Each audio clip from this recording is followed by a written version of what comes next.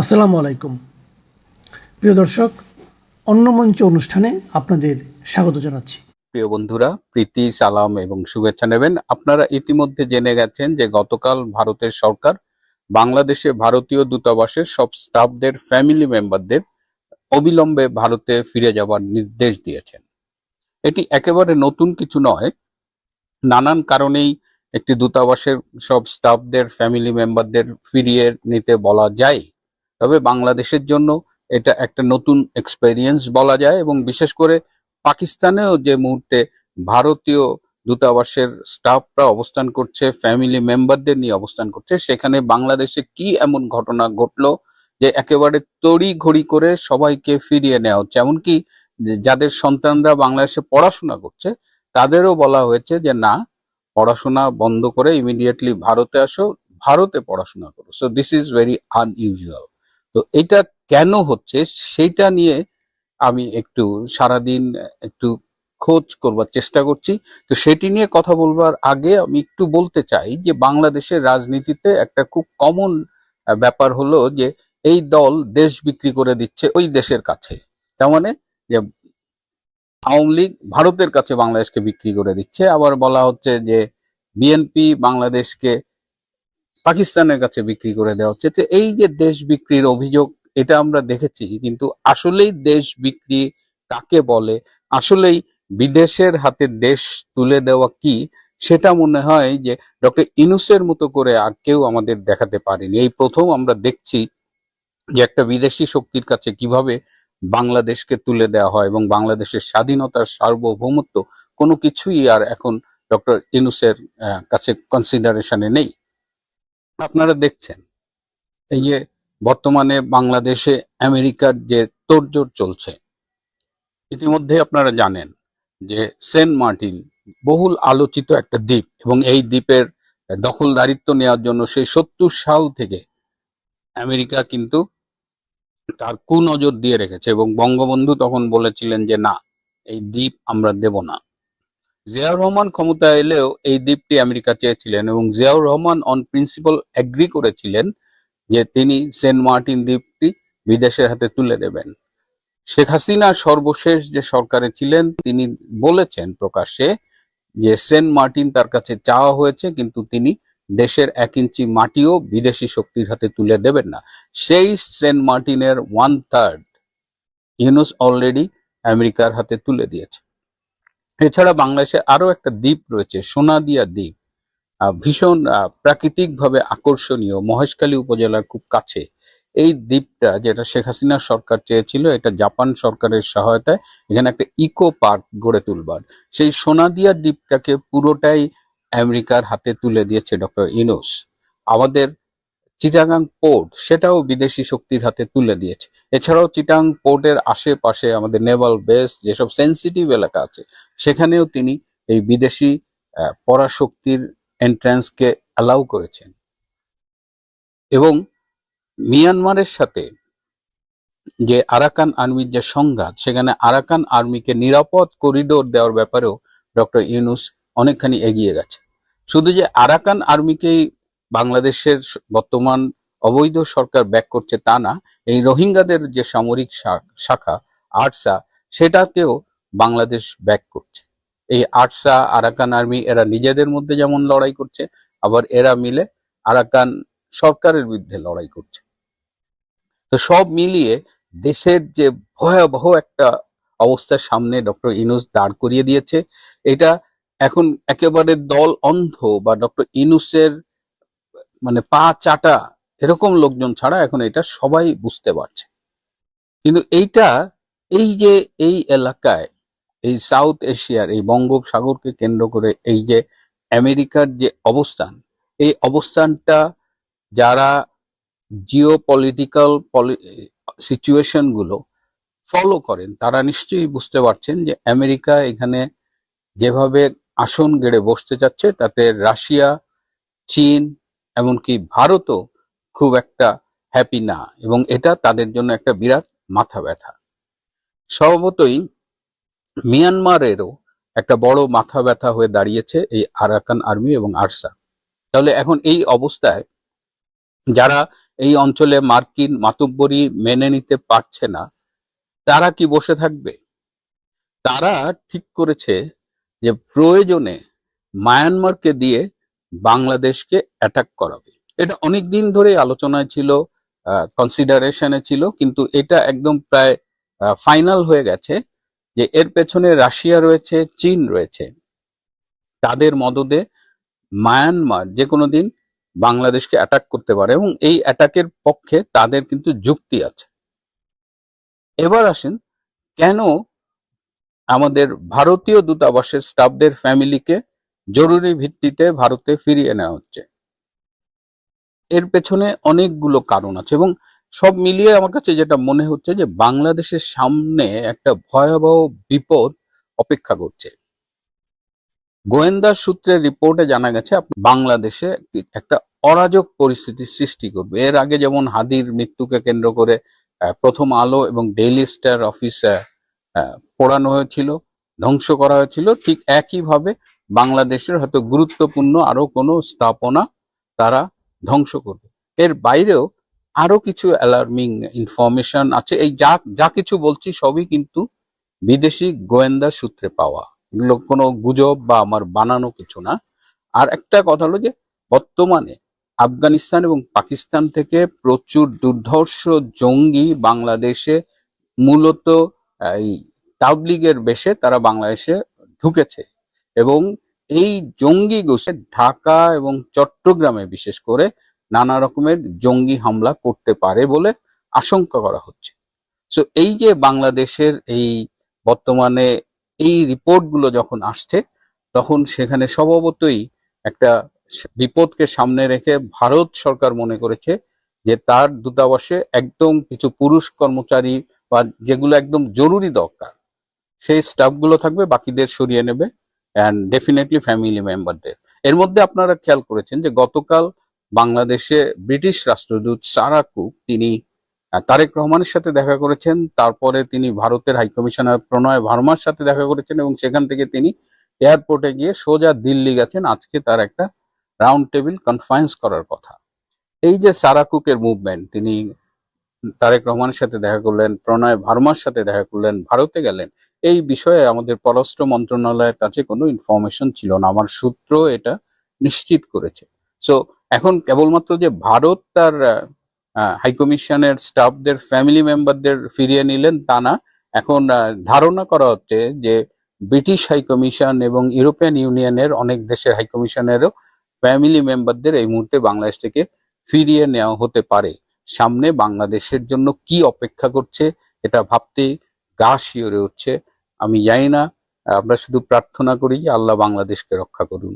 2024-এর জঙ্গি উত্থানের পর ইউনূসের ডাকাততন্ত্র রাষ্ট্র দখল করার পর আমাদের কাছে মনে হয়েছে যে মুক্তিযুদ্ধের মাধ্যমে অর্জিত এই বাংলাদেশ বুঝি ইউনূসের চর্ব চোষ্য লেজ্জ পেয় এগুলোর জন্য তৈরি হয়েছিল।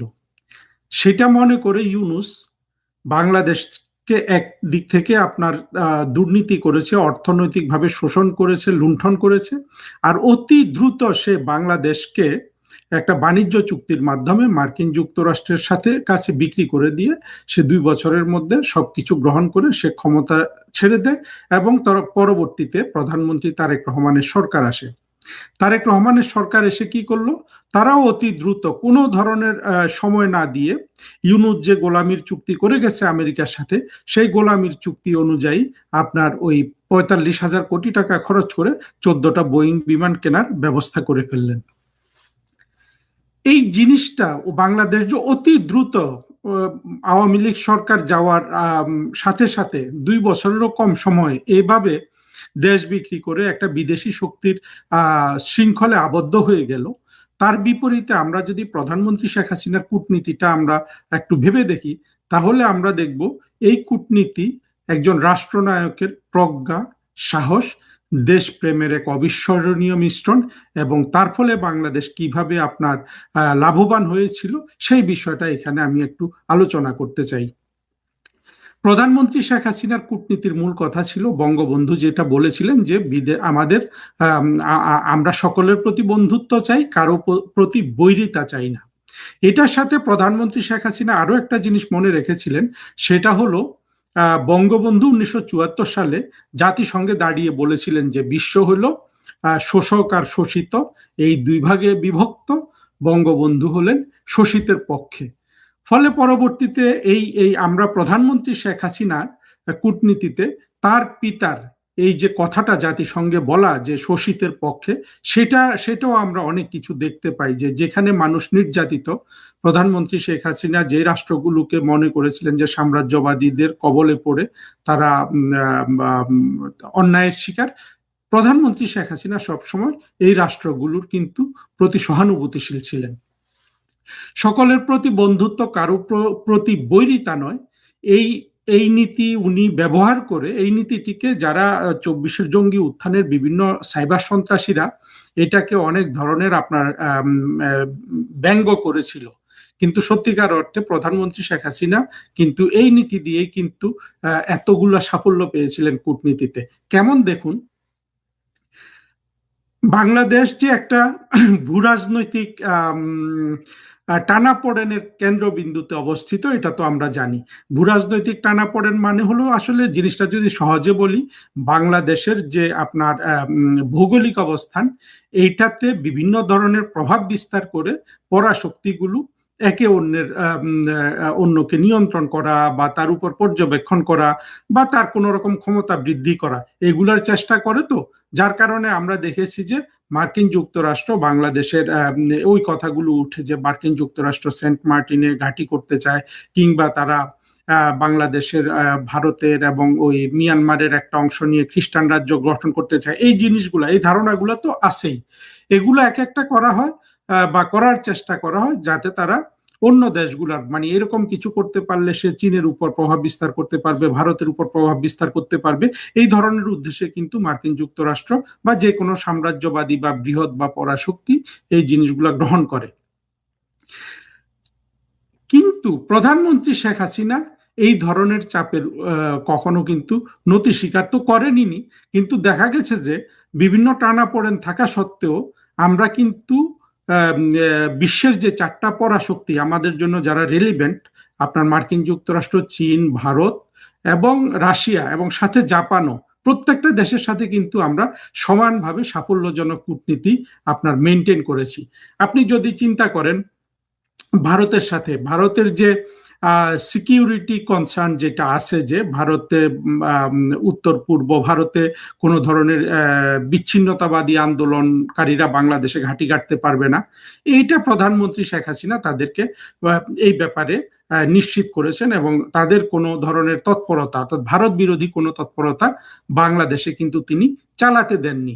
এইটা এইরকম একটা অবস্থায় তারপরে আপনি দেখেন তিনি কিন্তু চীনের থেকে ঋণ নিয়ে আবার পদ্মা সেতু করেছেন, চীনও কিন্তু এই পদ্মা সেতু করে দিয়েছে। আবার রাশিয়া থেকে উনি পারমাণবিক বিদ্যুৎ কেন্দ্র করেছেন রাশিয়ার সাথে চুক্তি করে। একইভাবে উনি মার্কিন যুক্তরাষ্ট্রে আমাদের যে ব্যবসায়িক স্বার্থ, গার্মেন্টস বিক্রি ইত্যাদি, এগুলো প্রতি বছর বৃদ্ধি পেয়েছে, কিন্তু কোনোভাবেই কোনো কিছু কমেনি। আপনারা আরো একটা জিনিস লক্ষ্য করবেন যে জো বাইডেন অর্থাৎ 2024 সালের ইলেকশনের পর, তখন প্রেসিডেন্ট ছিলেন জো বাইডেন, উনি কিন্তু প্রধানমন্ত্রী শেখ হাসিনাকে আপনার অভিনন্দন জানিয়েছিলেন শেখ হাসিনার নির্বাচনের পর, এবং সেই সরকারের সাথে উনি প্রধানমন্ত্রী সরকারের সাথে কাজ করার জন্য অঙ্গীকারাবদ্ধ ছিলেন। এবং আমরা যেটা দেখেছিলাম যে মার্কিন যুক্তরাষ্ট্র প্রধানমন্ত্রী শেখ হাসিনার সাথে যে ধরনের অন্যায্য দাবি দাওয়া করেছিলেন, সেগুলো প্রধানমন্ত্রী শেখ হাসিনা মেনে না নেওয়া সত্ত্বেও কিন্তু মার্কিন যুক্তরাষ্ট্র কিন্তু অতটুকু নত হয়েছিল। পরবর্তীতে আমরা যেটা দেখেছি যে মার্কিন যুক্তরাষ্ট্র ভেতরে ভেতরে 2024-এ যে জঙ্গিরা বাংলাদেশে জঙ্গি উত্থান করিয়েছে, তাদের সাথে মিলিত হয়ে প্রধানমন্ত্রী শেখ হাসিনার সরকারের বাংলাদেশের রাজনৈতিক দৃশ্যপট থেকে সরে যাওয়াতে ভূমিকা রাখে। কিন্তু দেখুন, আমেরিকা কিন্তু এই সুযোগটা পেত না, অর্থাৎ ঘরের মধ্যে আমাদের যে অভ্যন্তরীণ শত্রু, বাংলাদেশের মুক্তিযুদ্ধের স্বাধীনতা বিরোধী এই মৌলবাদী এবং জঙ্গি শক্তিগুলো, তারা যদি ভেতর থেকে যদি আপনার এই সাবোটাজগুলো না করতো, অভ্যন্তরীণভাবে যদি দেশটাকে পঙ্গু করার ব্যবস্থা না করতো, মার্কিন যুক্তরাষ্ট্র কিন্তু কোনো সুযোগ পেত না। এবং মার্কিন যুক্তরাষ্ট্র জো বাইডেন প্রধানমন্ত্রী শেখ হাসিনাকে যে চিঠি লিখেছিলেন, আপোষমূলক চিঠি, সেই অনুযায়ী কিন্তু তারা প্রধানমন্ত্রী শেখ হাসিনার কাছে নত হয়ে মার্কিন যুক্তরাষ্ট্র কিন্তু সুসম্পর্ক মেনটেন করে যেত, কারণ তাদের এছাড়া কিন্তু আর কোনো উপায় ছিল না। কিন্তু সেটা করতে হলো না তাদের। তাদের আরো যে গভীর অভিসন্ধি আছে সেটা তারা পূরণ করতে পারলো কিন্তু 24-এর জঙ্গি কোয়ালিশনে আপনার যারা জঙ্গি উত্থান ঘটিয়েছে তাদের সাথে হাত মিলিয়ে। এবং পরবর্তীতে তারা ইউনুস আসলো, তারেক রহমান আসলো। এই যে একটা কঠিন অবস্থা ছিল বাংলাদেশে, প্রতিটা পরাশক্তির সাথে সমান দূরত্ব বজায় রেখে আপনার প্রধানমন্ত্রী শেখ হাসিনা একেবারে তিনি কিন্তু এগিয়ে যাচ্ছিলেন। আপনারা শুধু এই জায়গাটা চিন্তা করুন যে জঙ্গিরা ছিল না বাংলাদেশে, মনে করেন জঙ্গিরা বাংলাদেশে ছিল না, মাইনার জঙ্গি অবস্থায় দেখেন প্রধানমন্ত্রী শেখ হাসিনার কিন্তু এই নীতিটাই অব্যাহত থাকতো। উনি একইভাবে ভারতের সাথে সুসম্পর্ক রাখতেন, চীনের থেকে অর্থনৈতিক সুযোগ সুবিধা নিতেন, রাশিয়ার সাথে সুসম্পর্ক, জাপানের সাথে সুসম্পর্ক, এবং মার্কিন যুক্তরাষ্ট্র, ইউরোপিয়ান ইউনিয়ন তাদের ইচ্ছায় হোক অনিচ্ছায় হোক তারা কিন্তু প্রধানমন্ত্রী শেখ হাসিনার সাথে সুসম্পর্ক রক্ষা করতে কিন্তু বাধ্য হতেন, শুধু যদি জঙ্গি স্বাধীনতা বিরোধীরা বাংলাদেশে না থাকতো। এবং তাহলে আমাদের সত্যিকারের যেটা আমাদের কূটনীতি হওয়া উচিত, আমাদের মর্যাদার জন্য, আমাদের দেশের সার্বভৌমত্বের জন্য, আমাদের দেশের অর্থনৈতিক উন্নয়নের জন্য, সেটাও কিন্তু অব্যাহত থাকতো। এবং কোনো পরাশক্তির এখানে আর কিছু করার কিন্তু কোনো সুযোগ ছিল না। কিন্তু ইউনুস এসে কি করলো দেখেন, ইউনুস আসার পরে কিন্তু সবকিছু ওলট পালট হয়ে গেল। ইউনুস অতি দ্রুত, যত তাড়াতাড়ি চেয়েছে সে কিন্তু মার্কিন যুক্তরাষ্ট্রের সাথে সম্পূর্ণরূপে সবকিছু দিয়ে দেশটাকে বিক্রি করে হলো মার্কিন যুক্তরাষ্ট্রের প্রোটেকশন তার দরকার, সেই কাজ সে করেছে। আবার তারেক রহমান আপনার একই ধারাবাহিকতা বজায় রেখেছেন। এখানে আমার প্রশ্ন হলো যে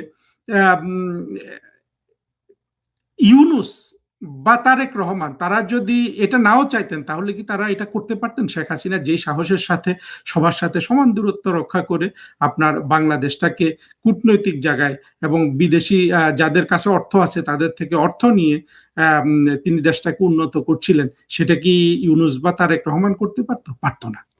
পারতো না। এই জন্য যে এই ইউনুসের কিন্তু ইউনুসের আসলে এখানে ইউনুসকে সম্মান দিয়ে আলোচনা করারও কিছু নাই। ইউনুসের তো ইচ্ছাই নেই। ধরুন ইউনুসের যদি ইচ্ছাও থাকতো পারতো না, কারণ ইউনুসের প্রধানমন্ত্রী শেখ হাসিনার দেশপ্রেম নাই, ইউনুসের প্রধানমন্ত্রী শেখ হাসিনার সাহস নাই, এই দুইটা জিনিস নেই, প্রজ্ঞা তো নাই। কিন্তু ইউনুসের এগুলো নাই। আবার ইউনুস হলো যে আপনার খারাপ মানুষ, সে সেজন্য দেশ বিক্রি করে দিয়েছে। এখন যদি তারেক রহমান চান তাহলে কি উনি ইউনুস যেই ধ্বংসের রেল লাইনে বাংলাদেশকে তুলে দিলেন সেখান থেকে কি তারেক রহমান নামাতে পারবেন? বা পারবেন আসলে আলোচনা করাও দুঃখ লাগে, কারণ তারেক রহমান তো চেষ্টাই করেছেন বলে এটা আমাদের কাছে মনে হয় না। না হলে তো উনি অতি দ্রুত, ওনার কোনো বাধ্যবাধকতা নেই, ইউনুস চুক্তি করে গেছে চালাকি করে, ওইটা 3 মাসের মধ্যে যে কোনো পক্ষ বাতিল করতে পারে। অর্থাৎ তারেক রহমানের সরকার চাইলে এটা 3 মাসের মধ্যে বাতিল করে দিতে পারে, 3 মাসের একটা আগাম নোটিশ দিয়ে। তো তারেক রহমান তো সেই দিকে যান নাই, কোনো ধরনের আলাপ আলোচনা বাংলাদেশে করেন নাই, সংসদের মধ্যেও করেন নাই। চিন্তা করেন যে আসলে দেশপ্রেম বা জাতির প্রতি আপনার যদি কোনো ধরনের প্রতিশ্রুতি না থাকে, মানে মনের মধ্যে, প্রাণের মধ্যে, মগজের মধ্যে, তাহলে কিভাবে হয়? তারেক রহমান কিন্তু একটু সময় নিতে পারতেন না? সময় না নিলে কি তখনই মার্কিন যুক্তরাষ্ট্র এসে বাংলাদেশ দখল করে ফেলতো না? কিন্তু ওনাদের যে মনের মধ্যে দুর্বল্য রয়ে গেছে, ওই দুর্বলতার কারণে কিন্তু তারেক রহমান অতি দ্রুত ওই বোয়িং কেনার ব্যবস্থা পাকাপোক্ত করে মার্কিনীদের জানিয়ে দিলেন যে ইউনুস যে চুক্তি করে গেছে আমরা কিন্তু সেই চুক্তি রক্ষা করব, এবং বিনিময়ে যেটা প্রত্যাশিত সেটা যেন হয়, অর্থাৎ তারেক রহমানের সরকারটা যেন মার্কিন যুক্তরাষ্ট্রের প্রোটেকশন পায় এবং যেন অন্য কেউ যেন এই সরকারকে আপনার ক্ষমতা থেকে হটাতে না পারে। আমরা একটা জিনিস দেখলাম যে ইউনূস বা তারেক রহমান তারা কিন্তু বাংলাদেশের জনগণ তাদেরকে ক্ষমতা থেকে সরাবে কি সরাবে না সেটা নিয়ে তাদের কোনো মাথা ব্যথা নেই। তাদের একটা অন্ধবিশ্বাস হয়ে গেছে যে মার্কিন যুক্তরাষ্ট্রের প্রোটেকশন পেলেই কিন্তু তারা ক্ষমতায় থাকতে পারবেন। এটার কারণে কিন্তু তারেক রহমান অতি দ্রুত মার্কিনীদের সাথে বোয়িং কেনার চুক্তি করলেন। কিন্তু এখানে যে জিনিসটা হয়ে গেল সেটা হলো প্রধানমন্ত্রী শেখ হাসিনার 16 বছরে বাংলাদেশের যে একটা উন্নয়নের অগ্রগতি ছিল, বাংলাদেশ যে বিশ্বের অন্যান্য শক্তিগুলোর কাছে বা অন্য দেশগুলোর কাছে বা বিভিন্ন আন্তর্জাতিক সংগঠনের কাছে বাংলাদেশ যে একটা সমীহের রাষ্ট্র হয়ে গিয়েছিল, একটা সম্মানের রাষ্ট্র হয়ে গিয়েছিল, এগুলা সব একসাথে কিন্তু ধূলিসাৎ হয়ে গেছে। আজকে কিন্তু বাংলাদেশের কোনো সম্মান নাই বিদেশিদের কাছে। আপনি আজকে যদি বাংলাদেশের কূটনীতিক হন, আপনি যদি কোনো দেশে আপনি নিযুক্ত রাষ্ট্রদূত হন, আপনাকে কিন্তু লজ্জার মধ্যে পড়তে হবে। যেই অবস্থা আসলে ওই ওই যে এরকম একটা চুক্তি রয়ে গেছে মার্কিন যুক্তরাষ্ট্র এবং বাংলাদেশের মধ্যে, এই রকম চুক্তি বিরাজমান থাকা অবস্থায় কেউ কিন্তু বাংলাদেশকে সম্মানের চোখে দেখবে না। ফলে যেটা দেখা গেছে বাংলাদেশের ভবিষ্যতে আমরা অনেক ধরনের আপনার বিপদ আপদ দেখতে পাবো, কিন্তু শেখ হাসিনা যেটা করতে পারতেন সেটা এরা কেউ করতে পারছেন না। আমরা শেখ হাসিনাকে দেখেছি উনি যেখানেই পৃথিবীর গেছেন, যেই জায়গায় বিশ্বের তাবৎ নেতারা ওনাকে কিন্তু এসে সম্মান জানিয়েছে, বিশেষ করে তরুণ নেতারা। আমরা এগুলো অনেক জায়গায় দেখেছি, আমরা ভারতে দেখেছি, আমরা আপনার আমি স্পেনে দেখেছি, আর সবাই আমরা ইয়েতে দেখেছি কানাডায়, যেমন কানাডার যে তরুণ প্রধানমন্ত্রী ছিলেন জাস্টিন ট্রুডো, কিংবা স্পেনের প্রধানমন্ত্রী পেদ্রো সানচেজ, কিংবা ধরুন যুক্তরাজ্যের প্রধানমন্ত্রী, তাই না? আমরা দেখেছি না কিভাবে তারা প্রধানমন্ত্রী শেখ হাসিনাকে সম্মান করে, এবং বিভিন্ন আন্তর্জাতিক ফোরামগুলোকে প্রধানমন্ত্রী শেখ হাসিনা যেখানে যান সেখানে কিন্তু অনেক ধরনের নেতারা এসে প্রধানমন্ত্রী শেখ হাসিনার পরামর্শ নিতেন, তার কথা শুনতেন এবং তার অভিজ্ঞতাগুলো তারা গ্রহণ করার জন্য তার কাছে কিন্তু জেকে আসতেন। তার বিপরীতে আপনি চিন্তা করুন তো, ইউনূস কিংবা প্রধানমন্ত্রী তারেক রহমান তো এখনো কোনো বিদেশও সফর করেননি, এবং আমার মনে হয় যে উনি যে বিভিন্ন বিদেশ যখন সফর করবেন আমরা দেখব কি উনি করেন। আমি আগাম বলতে চাই না, কিন্তু আপনি যদি প্রধানমন্ত্রী শেখ হাসিনার সাথে এদের তুলনা করেন, যে কোনো বিদেশি প্রধানমন্ত্রী শেখ হাসিনার সাথে কথা বললে ওনার যে দীর্ঘ জীবনের অভিজ্ঞতা, ওনার যে রাষ্ট্র পরিচালনার অভিজ্ঞতা, ওনার যে বঙ্গবন্ধুর কন্যা হওয়ার মাধ্যমে যে রাজনৈতিক প্রজ্ঞা, এবং বঙ্গবন্ধুর শিক্ষা গ্রহণ করাতে যে আপনার ওই যে প্রথমে একটা কথা বলেছিলাম যে শাসক আর শোষিতের এই যে বিভাজন, সেখানে উনি শোষিতের পক্ষে থাকার কারণে ওনার যে চিন্তার যে গভীরতা প্রকাশ পায়, এগুলা কিন্তু বিশ্বের সব তরুণ নেতাকে আকৃষ্ট করত। এই জিনিসগুলা দিয়ে কি আমাদের মনে হয় বাংলাদেশ এখন যারা শাসন করছে তারা সেটা করতে পারবে? না। আপনি যদি একটু নিজেকে জিজ্ঞেস করেন বা খোলা মনে চিন্তা করে দেখেন, সেটা কিন্তু পারবে না। ফলে বাংলাদেশকে আর বিভিন্ন রাষ্ট্রের প্রধানমন্ত্রী তারেক রহমানের সাথে বিভিন্ন প্রধানমন্ত্রী যদি দেখা হয়, তারা কিন্তু আর বাংলাদেশকে ওইভাবে সম্মান করবে না। আর সম্মান না করলে সেই প্রভাবগুলা কিন্তু নিচের দিকে ট্রিকল ডাউন হয়ে আস্তে আস্তে আস্তে আস্তে একেবারে সেই দেশের যেসব সরকারি কর্মচারী কূটনীতিক আছে এরাও কিন্তু বাংলাদেশকে আর সম্মান করবে না। ফলে যেটা হবে, বাংলাদেশ একে তো অর্থনৈতিকভাবে আপনার বড় একটা দুর্দশায় পড়ে গেছে, আর দেখা গেছে যে বাংলাদেশের বর্তমান সরকারগুলো হামের মতো একটা আপনার পরিহারযোগ্য মৃত্যু কিন্তু হামে তারা এড়াতে পারে না। আর দেশের যে অর্থনৈতিক দুরবস্থা চলছে, দ্রব্যমূল্যের যে ঊর্ধ্বগতি বিভিন্ন সময় আমরা খবর পাচ্ছি, তার সাথে সাথে বাজেটের কি অবস্থা হয় আগামী বছর আপনারা দেখবেন। তো এই অবস্থায় বিভিন্ন দেশ থেকে যদি আপনার সাহায্য সহযোগিতা হয়, সেক্ষেত্রে তো মানে রাষ্ট্রের যিনি প্রধান নির্বাহী হবেন তাকে তো এক ধরনের আপনার দৃঢ়তার সাথে তার ব্যক্তিত্ব দিয়ে, তার প্রজ্ঞা দিয়ে, তার সাহস দিয়ে বিদেশিদের আপনার কনভিন্স করার বিষয়গুলো থাকে, সেগুলো কি হবে? হবে না। ফলে যেটা হয়ে গেছে, আমাদের যেই ক্ষতি, প্রধানমন্ত্রী শেখ হাসিনা যেই সাহসের সাথে দেশটাকে রক্ষা করছিলেন, প্রত্যেকটা পরাশক্তি থেকে বাংলাদেশের স্বার্থ উদ্ধার করেছিলেন, সেইটা প্রধানমন্ত্রী শেখ হাসিনার দৃশ্যপটে না থাকাতে আর সম্ভাবনা এই মুহূর্তে নাই। আবার উনি ফিরে না আসা পর্যন্ত আমাদের কূটনীতিতে এই অধোগতি চলতেই থাকবে। একে তো এমনিতে আমাদের কূটনৈতিক সার্ভিস অত্যন্ত দুর্বল, সেটা প্রধানমন্ত্রী শেখ হাসিনার একক গুণে, একক নেতৃত্ব গুণে, ব্যক্তিত্ব গুণে একটা আপনার একটা একটা একটা আপনার আমি বলবো যে ইউনিক একটা অবস্থান বাংলাদেশের ছিল, সেটাও নাই। আর অন্যদিকে দুর্বল কূটনৈতিক মেশিনারিজ। তো এগুলো নিয়ে তারেক রহমানের সরকার কিভাবে বাংলাদেশের কূটনীতি রক্ষা করেন, এটা আমাদের একটা দেখার বিষয় হবে। আর একটা জিনিস বলে এই ভিডিওটা শেষ করব, সেটা হলো যে আপনার একটা রাষ্ট্র যদি বিভাজিত থাকে, অর্থাৎ আমাদের যেভাবে বিভাজিত মুক্তিযুদ্ধের পক্ষের শক্তি এবং মুক্তিযুদ্ধের বিপক্ষের শক্তি, এই বিভাজনের কারণে সুযোগ পায় বিদেশিরা। যেটা আমরা দেখেছি যে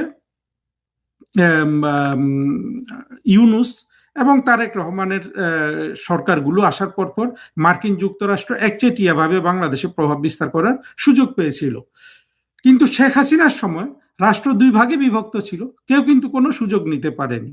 এইটার কারণ হলো যে প্রধানমন্ত্রী শেখ হাসিনা যেই অংশের প্রতিনিধিত্ব করেন বাংলাদেশের মুক্তিযুদ্ধের পক্ষের শক্তি হিসাবে, বঙ্গবন্ধুর কন্যা হিসাবে, এবং আমাদের যে মুক্তিযুদ্ধের অসাম্প্রদায়িক রাষ্ট্র গঠনের যে চেতনা, সেটার যে শক্তি, সেই শক্তিকে আমি দুইটা শব্দ দিয়ে ডিফাইন করি। সেটা হলো যে আমাদের ইতিহাসের শক্তি। ইতিহাস বলতে আমরা মুক্তিযুদ্ধ করে বাংলাদেশকে স্বাধীন করেছি।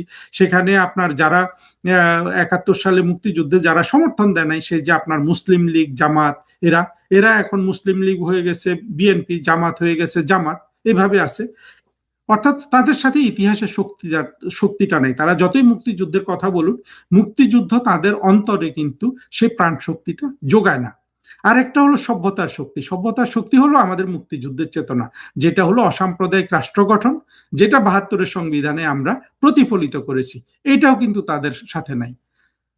বিএনপি হয়তো মুখে বলছে না যে অসাম্প্রদায়িক রাষ্ট্র গঠন করবে, মানে তারাও যে ইসলামিক রাষ্ট্র চায় এটা তারা মুখে না বললেও তারা তো মুক্তিযুদ্ধের চেতনাটাও গলার জোর দিয়ে বলতে পারে না। তারা ৭১-কে সম্মান জানায় ইত্যাদি ইত্যাদি বলে, কিন্তু ৭২-এর সংবিধানের মূল চেতনা, ৭২-এর সংবিধানের কথা তারা বলে, কিন্তু মূল চেতনা যে অসাম্প্রদায়িক রাষ্ট্র গঠন করা হবে, এটা কি বিএনপি একবারও বলেছে আজ পর্যন্ত? কারো মুখে শুনেছেন বিএনপি নেতাদের? শুনেননি। অর্থাৎ এইটাই হলো সভ্যতা, এবং এইটার একটা শক্তি যেটা শেখ হাসিনার সাথে আছে, যেটা তারেক রহমানের সাথে নাই। ইউনূস বা তারেক রহমান, এদের সাথে আপনার এই যে দুটা শক্তি না থাকাতে, সভ্যতার শক্তি এবং ইতিহাসের শক্তি, এটা না থাকাতে মার্কিন যুক্তরাষ্ট্র তাদের উপর জেকে বসতে পেরেছিল। শেখ হাসিনা যখন সরকারে ছিলেন তখনও রাষ্ট্র বিভাজিত ছিল, তখনও আপনার ২৪-এর জঙ্গি কোয়ালিশন শেখ হাসিনাকে সমর্থন দেয় নাই। কিন্তু ওই যে ইতিহাসের শক্তি, সভ্যতার শক্তি, এই জিনিসটা তো শেখ হাসিনাকে আপনার সমর্থন দিয়েছে। ফলে যেটা হয়েছে, শেখ হাসিনার সময় রাষ্ট্র বিভক্ত থাকার কারণেও এই দুই শক্তির কারণে বিদেশিরা কিন্তু প্রধানমন্ত্রী শেখ হাসিনাকে আপনার কিন্তু কোনোভাবেই কিন্তু মানে কোন রকম উনি নতিশীল। আমরা জানি যে বাংলাদেশে এই মুহূর্তে শিশুদের টিকার অভাবে, হামের টিকার অভাবে একটি মহামারী পর্যায়ের অবস্থা বাংলাদেশে সৃষ্টি হয়েছে। গণমাধ্যমের সূত্র বা গণমাধ্যমের তথ্য, গণমাধ্যমের সংবাদ মাধ্যমে আমরা যেটা দেখতে পাই, সেটা যতটুকু জানতে পাই, তাতে দেখা যাচ্ছে যে বাংলাদেশে ইতিমধ্যে ৩০০+ শিশু ইতিমধ্যেই মৃত্যুবরণ করেছে হামের টিকা না থাকার জন্য। কিন্তু অনেক তথ্যই তো বাংলাদেশে প্রকাশ হয় না। গ্রামে গঞ্জে সে সকল অঞ্চল থেকে আমাদের কাছে কি আসলেই সকল তথ্য আসে?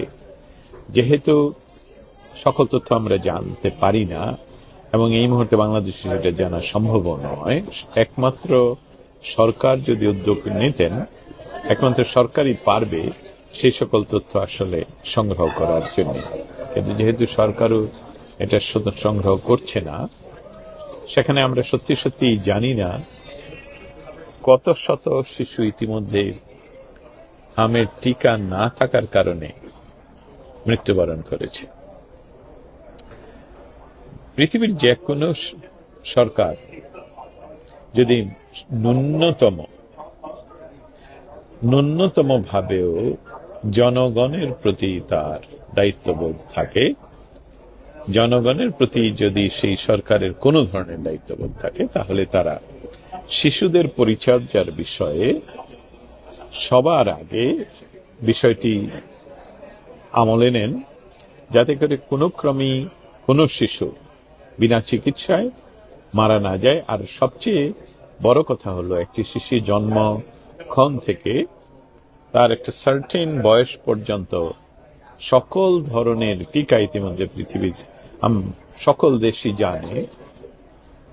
ওয়ার্ল্ড হেলথ অর্গানাইজেশনের কাছ থেকে এমনকি লিস্ট পর্যন্ত জানে যে কি কি টিকা তাদের দিতে হয়। বাংলাদেশে একটি অস্বাভাবিক পরিস্থিতি, অস্বাভাবিক একটি সরকার দেশ পরিচালনা করেছিলেন।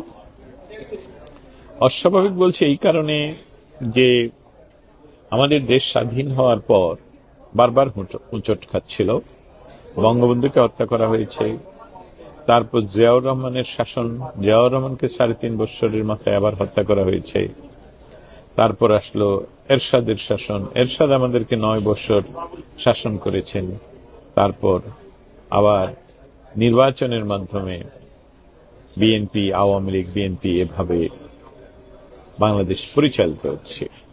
দীর্ঘ সময় স্থিতিশীল একটি সরকার বাংলাদেশে প্রায় সামগ্রিক সূচকে, শিক্ষা সূচকে, উন্নয়নের সূচকে, অর্থনৈতিক সূচকে, বিভিন্ন সূচকে, আমি সূচক নিয়ে আর কবে না বলি,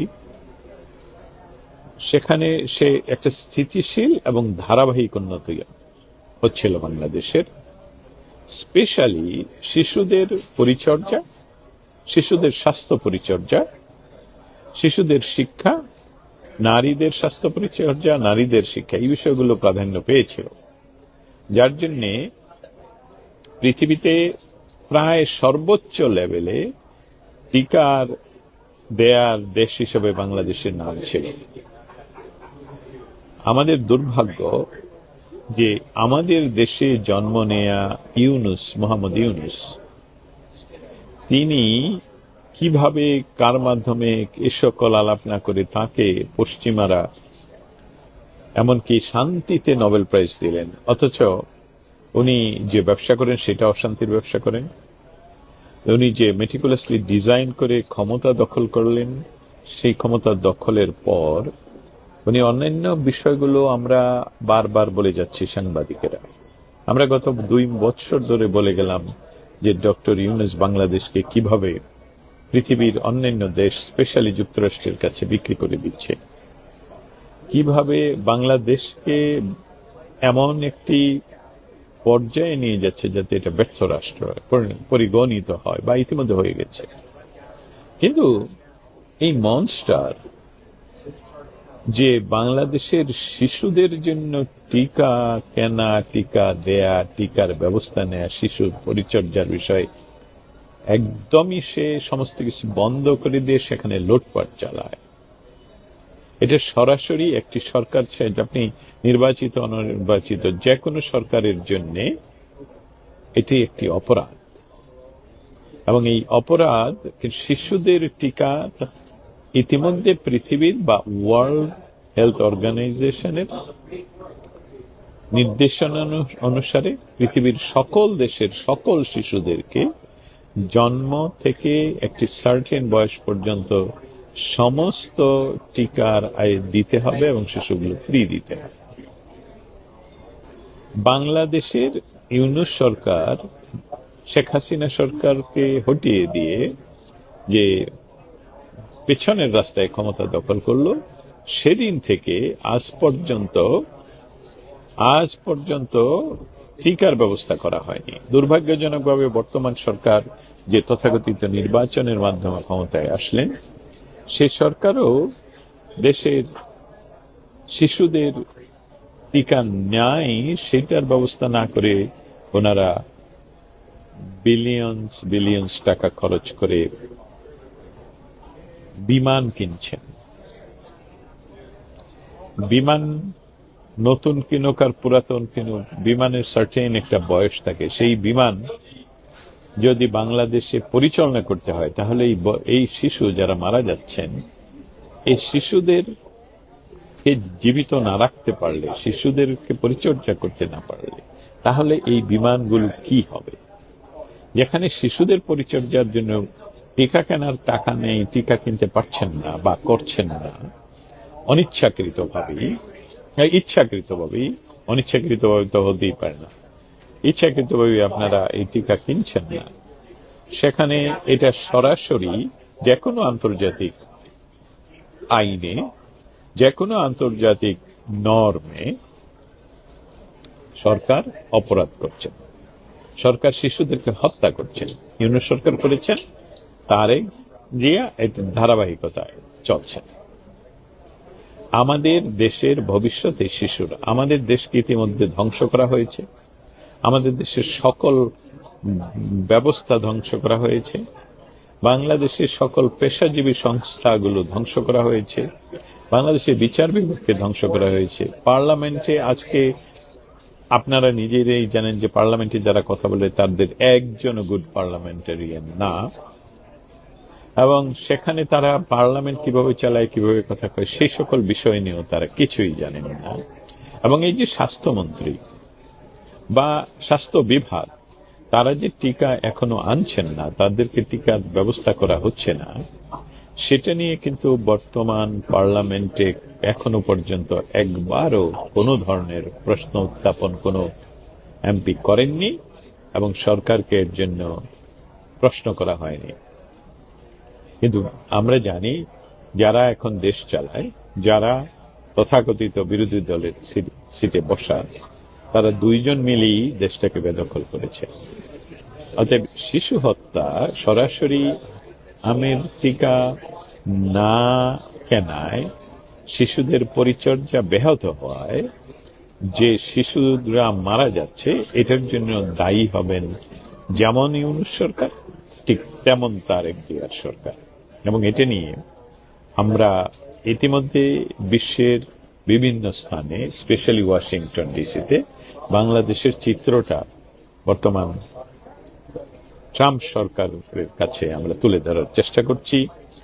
স্থানীয় প্রবাসী বাংলাদেশিরা এ বিষয়ে বিভিন্ন সেমিনার এবং প্রতিবাদ সভার আয়োজন করছে। সে সকল নিয়ে আবারও আপনাদের সামনে আসব। ততক্ষণ পর্যন্ত ভালো থাকবেন।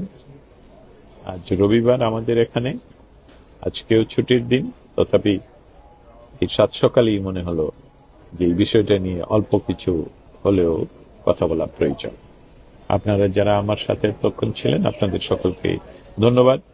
সেই সাথে যারা আমাকে এখন শুনছেন, তাদেরকে বলছি আপনারা এই ভিডিওটুকু শেয়ার করে দিবেন দয়া করে, আর যারা ভবিষ্যতে শুনবেন তারাও আপনাদের বন্ধু বান্ধবদের সাথে শেয়ার করে বর্তমান সরকার যে অব্যবস্থাপনা কন্টিনিউ করছেন ইউনূস সরকারের কাছ থেকে, সেটা হতে দিতে দেওয়া যায় না। আমাদের প্রতিবাদ করতে হবে, আমাদেরকে রাস্তায় নামতে হবে, আমাদেরকে লেখালেখি করতে হবে, আমাদেরকে লিখতে হবে, আমাদেরকে বিভিন্ন অ্যাকশনে যেতে হবে, যাতে করে এই টিকার ব্যবস্থা দ্রুততম সময়ে করা হয়। আর যারা এর জন্য দায়ী, তাদের সকলকেই বিচারের আওতায় আনা হয়। আপনারা সকলে ভালো থাকবেন।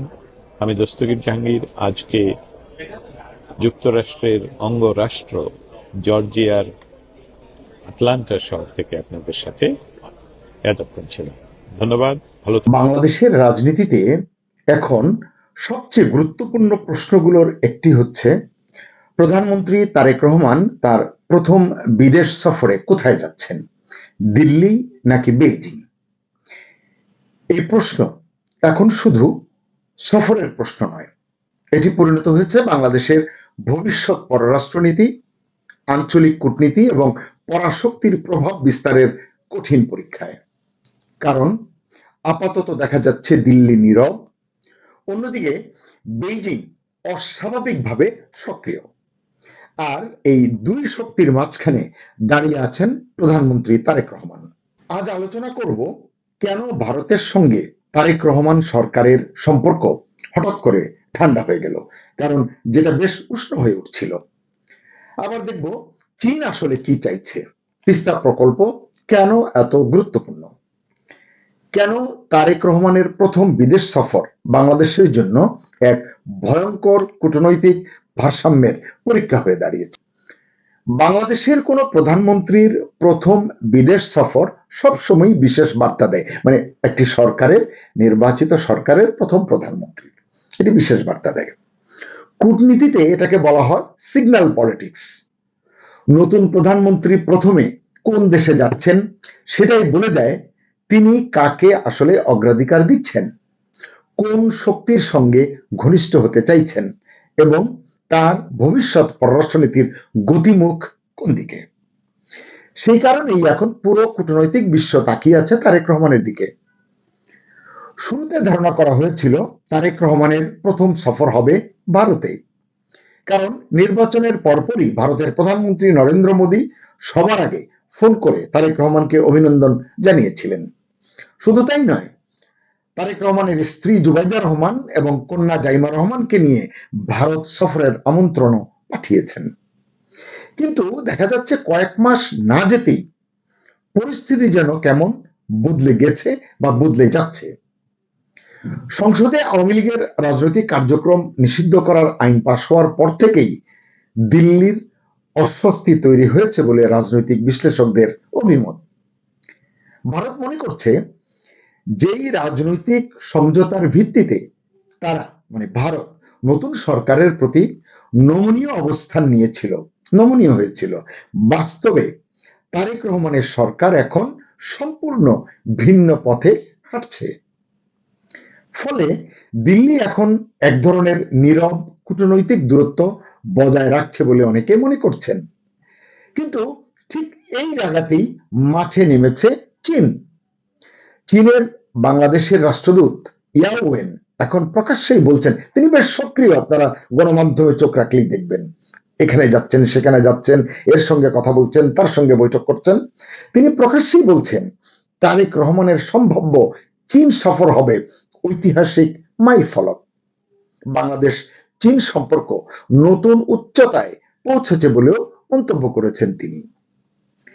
এখানে একটা বিষয় খুব গুরুত্বপূর্ণ, সেটা হচ্ছে খেয়াল করলে বুঝবেন চীন শুধু সফর চাচ্ছে না, চীন বড় কৌশলগত লাভ বা সুবিধাটা চাচ্ছে, আর সেই লাভের নাম হচ্ছে তিস্তা মহাপরিকল্পনা। দীর্ঘদিন ধরেই বেইজিং চাচ্ছে তিস্তা প্রকল্পে যুক্ত হতে, কিন্তু শেখ হাসিনার সরকারের সময় বলুন কিংবা এরপরে ইউনূসের অন্তর্বর্তী সরকারের সময় বলুন, ভারত এবং যুক্তরাষ্ট্রের চাপের কারণে বা মন খারাপ হবে এরকম একটা শঙ্কায়, সংশয়ে এই দুই সরকারের কেউই সেই সুযোগটা চীনের জন্য অবারিত করে দেয়নি। কিন্তু এখন পরিস্থিতি ভিন্ন বলে মনে করছে না অনেক কূটনীতিক। এছাড়া নির্বাচনের আগে আপনাদের খেয়াল আছে তারেক রহমান নিজেই তিস্তা প্রকল্প বাস্তবায়নের প্রতিশ্রুতি দিয়েছিলেন। এখন চীন সেই প্রতিশ্রুতির কথাটাই তারেক রহমানকে মনে করিয়ে দিচ্ছে এবং এর বাস্তব ফল দেখতে চাইছে। কূটনৈতিক সূত্রগুলো বলছে বেইজিং পরিষ্কার বার্তা দিয়েছে বাংলাদেশ স্টাইলে তারা এখনই অর্থায়ন এবং বাস্তবায়নে যেতে প্রস্তুত। অর্থাৎ শুধু সফর নয়, চীন চাইছে কৌশলগত অংশীদারত্বের নিশ্চয়তা। কিন্তু এখানেই শুরু হচ্ছে আসল সংকট, কারণ তিস্তা প্রকল্প যদি চীনের হাতে চলে যায়, বাংলাদেশ দিয়ে দেয়, যেটা কিছুটা ইঙ্গিত পররাষ্ট্রমন্ত্রী খলিলুর রহমানও দিয়েছেন অতি সম্প্রতি, তাহলে ভারত সেটা মোটেও সহজভাবে নেবে না এটা বলা যায়। কারণ ভারতের জন্য তিস্তা শুধু নদী নয়, এটি সীমান্ত নিরাপত্তা, উত্তর পূর্বাঞ্চলীয় কৌশল ভারতের এবং আঞ্চলিক প্রভাবের প্রশ্ন। তাই ভারত চায় না বাংলাদেশের উত্তরাঞ্চলে চীনের বড় অবকাঠামোগত উপস্থিতি তৈরি হোক।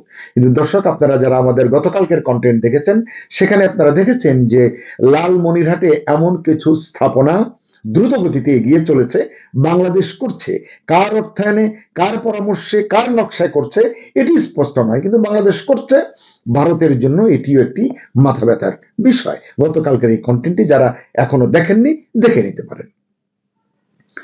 অন্যদিকে যুক্তরাষ্ট্র বিষয়টি গভীরভাবে পর্যবেক্ষণ করছে। মার্কিন রাষ্ট্রদূত ব্রেন ক্রিস্টেনসেন দায়িত্ব নিয়ে যখন এলেন জানুয়ারিতে, সম্ভবত বাংলাদেশে এসেই তিনি স্পষ্ট ইঙ্গিত দিয়েছিলেন বাংলাদেশ যেন কমিউনিস্ট চীনের সঙ্গে অতিরিক্ত ঘনিষ্ঠ না হয়। অর্থাৎ এখন পরিস্থিতি এমন দাঁড়িয়েছে, দিল্লিকে খুশি করতে গেলে বেইজিং অসন্তুষ্ট হতে পারে, আবার বেইজিং এর দিকে ঝুঁকলে ওয়াশিংটন এবং দিল্লি ক্ষুব্ধ হতে পারে। আর এই জটিল ত্রিভুজের মাঝখানে দাঁড়িয়ে আছেন তারেক রহমান।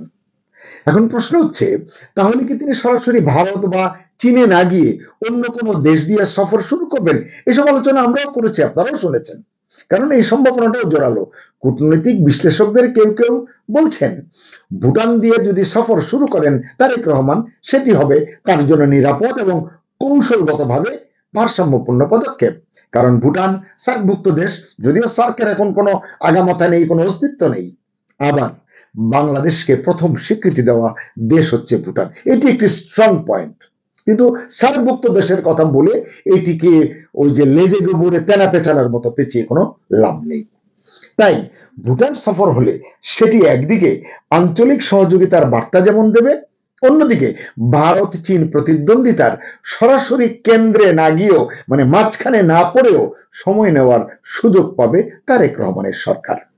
তবে বাস্তবতা হচ্ছে চীন এখন অত্যন্ত আগ্রহী এবং আগ্রাসী। শুরুতেও আমি এটি বললাম। ইতিমধ্যে আপনারা দেখেছেন যে বিএনপি ঘনিষ্ঠ একাধিক প্রতিনিধি দল চীন সফর করেছে, ঘন ঘন এক দল গেছে, আরেক দল এসছে, কয়েকটি প্রতিনিধি দল গিয়েছে, ঘুরে এসেছে। অতি সম্প্রতি 6-7 মে পররাষ্ট্রমন্ত্রী খলিলুর রহমানও বেইজিং সফর করেছেন। অনেকে বলছেন তারেক রহমানের চীন সফরের প্রস্তুতি নিয়েও কিন্তু অনেক অগ্রগতি হয়েছে এই সফরকালে, হতে পারে। তবে তিস্তা নিয়ে আলাদা আলোচনা হয়েছে, এটি স্পষ্ট। এমনকি চীনের সঙ্গে অর্থনীতি, জ্বালানি, তথ্য প্রযুক্তি এবং সবুজ শক্তি খাতে, গ্রিন এনার্জির খাতে বড় সহযোগিতার আলোচনাও চলছে বলে জানা গেছে।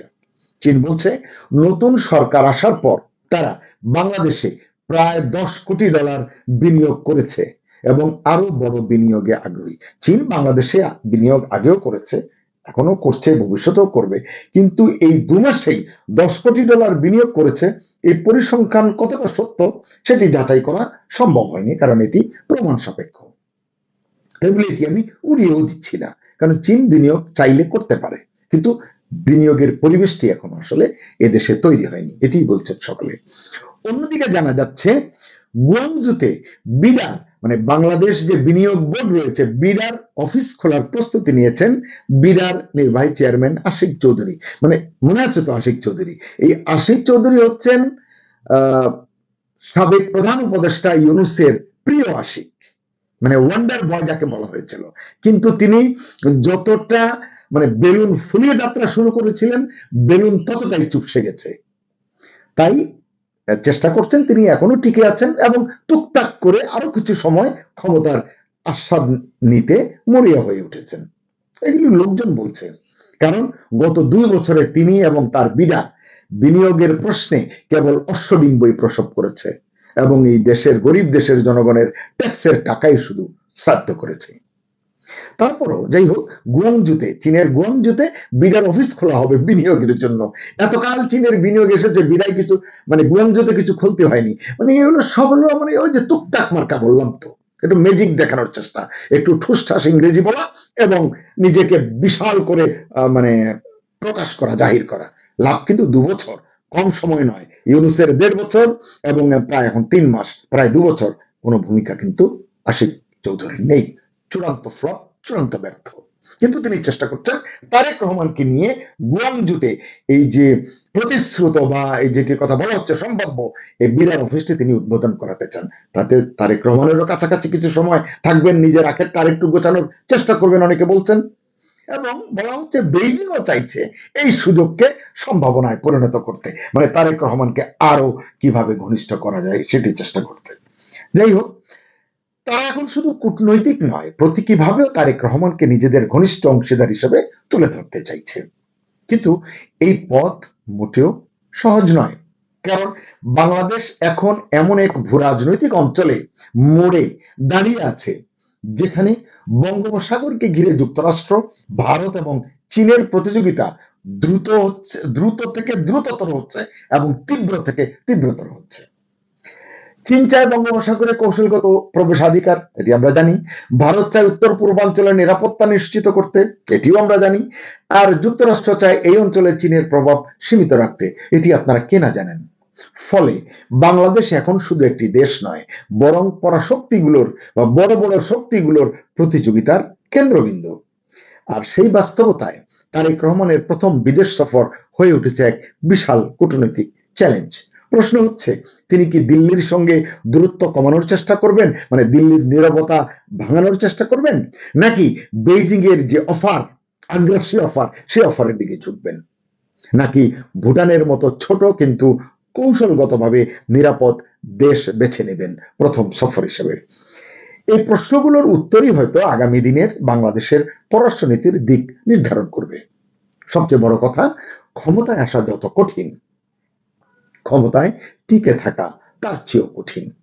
বিশেষ করে যখন একদিকে ওয়াশিংটন, অন্যদিকে দিল্লি, আর আরেকদিকে বেইজিং, তিন পরাশক্তি তারেক রহমানকে আসলে এখন নিজেদের দিকে টানতে চাইছে।